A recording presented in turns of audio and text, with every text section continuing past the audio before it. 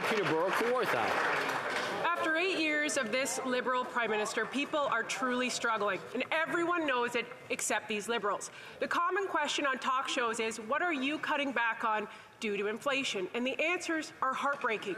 But what's even more disturbing is that these Liberals want to blame the global market for their inability to manage your money. Yet Tiff Macklem said in just October, inflation in Canada increasingly reflects what is happening in Canada. So when will the Liberals take accountability, responsibility, and fix what they've broken? Honourable Minister. Mr. Speaker, it's all fine and good to cherry-pick the comments of the Bank of Governor, but let's actually look at the last statement from the Governor of the Bank, who clearly said that he will pause rate increases.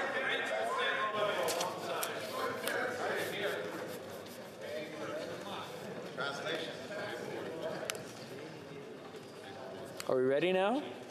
The Honourable Minister, please continue.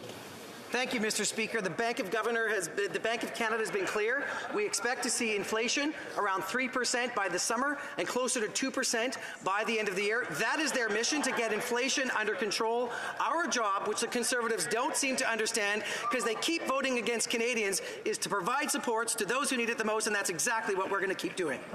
The Honourable Member for Peterborough Kawartha. Again, we see this over and over again. They love to listen to themselves instead of real Canadians. They love to tell Canadians they've never had it so good. Yet students are living in homeless shelters because rent in Toronto for a month is $2,500.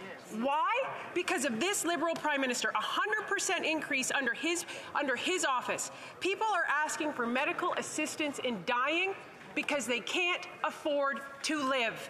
When will this Prime Minister fix what he has broken? And if he can't, get out of the way and let the Conservatives do the job. The Honourable Minister for Families. Mr. Speaker, what the members opposite are doing is absolutely shameful. To make a mockery of people suffering instead of supporting them when we're putting important measures on the table. Mr. Speaker, after 8 years, there's one thing that Canadians have learned, and it's when they're in trouble, when they need help, they can't count on the Conservatives. The Conservatives are not there for them. If they cared about low-income renters, they would have supported us on our support for renters. If they cared about low-income Canadians, they would have supported us when we lowered taxes on the middle class, and they would have supported us when we increased the Canada Child Benefit, but they did none of that, Mr. Speaker. Canadians cannot count on... The Honourable Member for Louis Saint Laurent. Mr. Speaker, after 8 years of Liberal governments, how is Canada doing? Inflation is the highest in 40 years. Rents have doubled. Mortgages have doubled. In Quebec,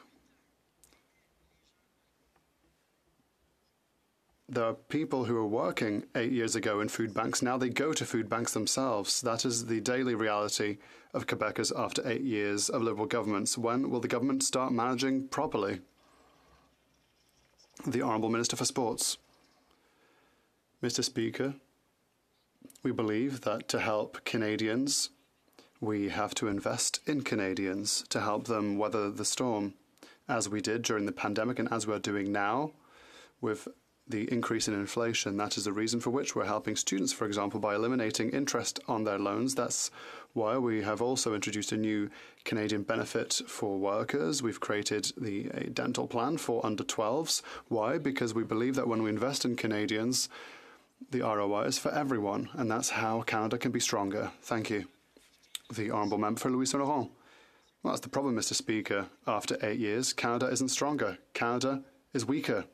And this despite the fact that this current government has raised debt by $500 billion. No control in spending for the past 8 years. Taxes have gone up. Everything is more expensive. That is the reality in Canada today. And that's what Canadians are confronting now. So when will the government finally take its responsibilities and manage public finances properly? The Honourable Minister for Heritage. Mr. Speaker, the Conservatives are saying that we have helped Canadians too much, but I would like to know when we should have cut. Have we cut wage benefits? Should we have cut in our help to seniors? Should we perhaps have cut when we were helping families, helping those who lost their job during the pandemic? So my question is, when would they have chosen when to cut? When would they have decided to abandon Canadians?